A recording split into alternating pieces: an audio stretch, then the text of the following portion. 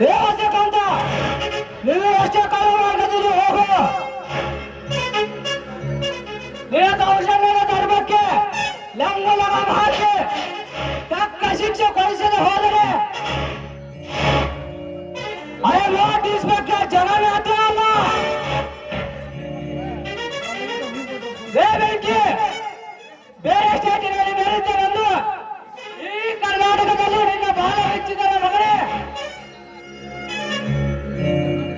ಈ ಕರ್ನಾಟಕದ ಪೊಲೀಸ್ ಪಡೆಯನ್ನು ತೋರಿಸಬೇಕಾಗುತ್ತದೆ.